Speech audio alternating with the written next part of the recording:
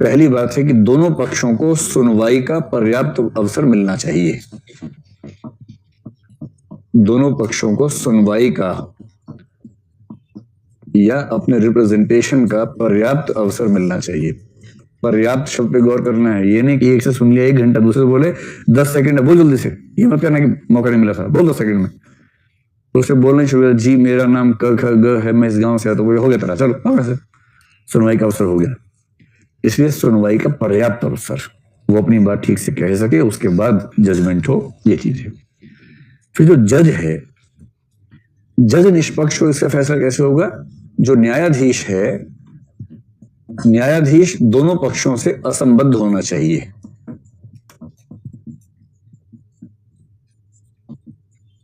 दोनों पक्षों से असंबद्ध, इसका मतलब है कि किसी पक्ष के प्रति प्रेम या नफरत पहले से उसके मन में ना हो, पूर्वाग्रह ना हो, दूसरा कोई संबंध ना हो। अगर दोनों पक्षों में से अगर एक पक्ष रक्त संबंधी है या दोस्त है, तो संबंध में कोई ब्लड रिलेशन भी हो सकता है, फ्रेंडशिप भी हो सकती है, कोई भी ऐसा संबंध अगर ऐसा है तो मामला गड़बड़ है। तीसरी बात है, किसी पक्ष के साथ, इसी को तीसरा पक्ष कह लें, किसी पक्ष के साथ जज का कोई हित मैच ना करता हो, मतलब इंटरेस्ट कॉमन ना हो। जैसे मान लीजिए रेजिडेंशियल सोसाइटी है, वो सोसाइटी लीगल है या इलीगल है, फ्लैट्स बने हुए हैं, इस पर केस हो गया। जिस जज की अदालत में केस आया, उस जज का अपना एक फ्लैट उस सोसाइटी में ही है। अगर उसने कह दिया कि सोसाइटी इलीगल बनी हुई है, तो उसके फ्लैट की कीमत खत्म हो गई।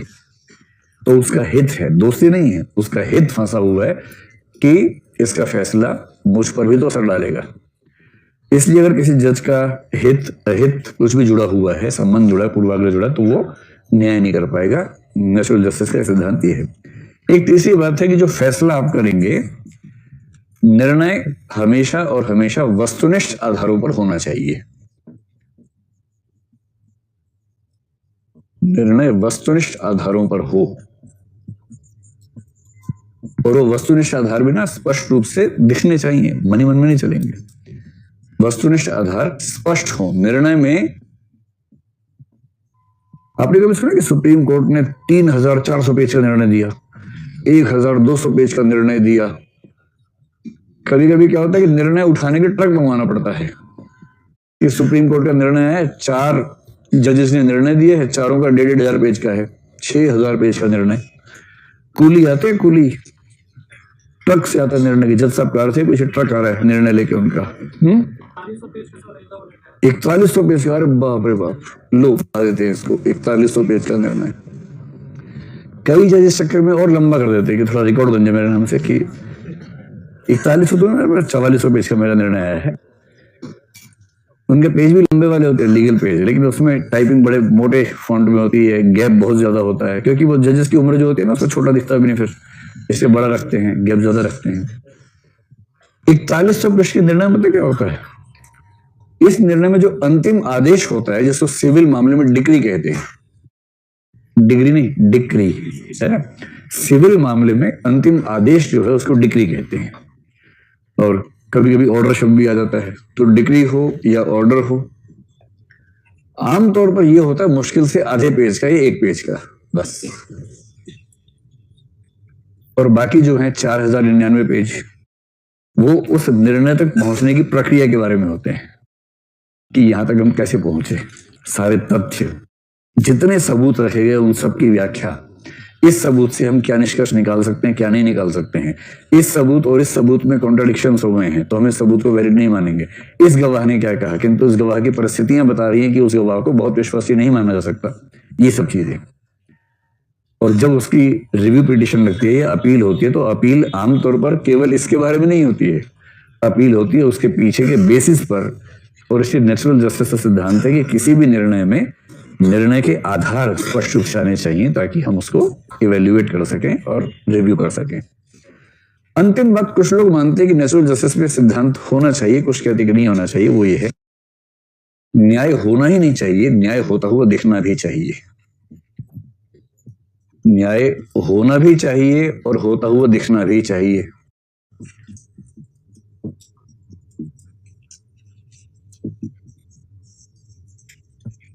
अच्छा, दिखना भी चाहिए कि कई मतलब लोग ऊट पटांग निकाल लेते हैं।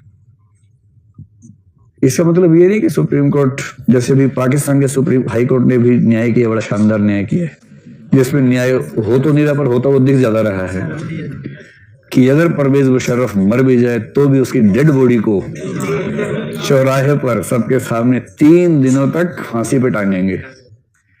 यही किसी देश का चरित्र होता है जो बीच बीच में उछल उछल के सामने आता है। एक मरे आदमी को 72 घंटे तक फांसी पे टांगेंगे, वो भी सरेआम चौराहे पर। हमारे देश में कसाब की फांसी हुई और चुपचाप हुई, किसी को पता नहीं चला, एक भी व्यक्ति देख नहीं पाया पब्लिक में से, केवल वो जो 3-4 लोग होते हैं जरूरी, उनके अलावा। ये फांसी देनी है न्याय के लिए, शौक के लिए नहीं। और हम कबीलाई समाज से बाहर निकल गए हैं, इसी का प्रमाण है कि हमें फांसी देखने का शौक नहीं है, दिखाने का शौक नहीं है। तो कभी कभी क्या होता है कि न्याय दिखना चाहिए केंद्र में आ जाता है। यहां इसका मतलब ये नहीं है, यहां इसका मतलब ये कि जैसे मान लीजिए पीड़ित पक्ष है, तो जैसे अभी हुआ ना कि शबरीमाला, तो चलो अभी उसमें तो न्याय हो ही नहीं रहा है, दिखेगा तो क्या है, लेकिन जैसे अभी ये कौन था सिंगर, क्या नाम था इसका, जो भी कुलदीप सिंगर। अब इस मामले में क्या हुआ, ये मामला ऐसा है कि एक लड़की की कमजोर स्थिति का मामला है जिससे देश नाराज है। और ऐसे मामलों से क्या होता है कि देश का कॉन्फिडेंस कम हो जाता है, विशेष रूप से परिवारों का, महिलाओं का कॉन्फिडेंस कम होता है। अब उस कॉन्फिडेंस को रीइंस्टेट करने के लिए जरूरी है कि आप इस मामले को न केवल जल्दी निपटाएं बल्कि पनिशमेंट होती हुई नजर आ जाए।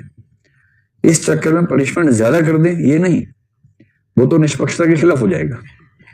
होता हुआ दिखने का मतलब है कि न्याय की प्रक्रिया तेज हो, ईमानदार हो, वंचित पक्ष के खिलाफ ना हो। इस सेंस में कह रहे हैं कि न्याय होना भी चाहिए, होता हुआ दिखना भी चाहिए। और इसका मतलब सिर्फ इतना है, मैं ये नहीं कह रहा कि न्याय करने के नाम पर आप कुछ ज्यादा कर देंगे, पनिशमेंट ज्यादा बढ़ा देंगे, उसकी बात नहीं कर रहे हैं। पनिशमेंट एग्जैक्टली उतनी होनी चाहिए जितनी होनी चाहिए। दिखाने के लिए पनिशमेंट को बढ़ाना ये दूसरा क्राइम है अपने आप में, ये नहीं करना है। लेकिन अपराध हुआ है तो कम से कम पीड़ित को यह संतोष मिले कि अपराध की कार्रवाई जल्दी होगी, दंड जल्दी मिलेगा, ये संतोष मिलना चाहिए। और ये संतोष पूरे समाज को मिलता है, केवल उस पीड़ित व्यक्ति को नहीं मिलता है।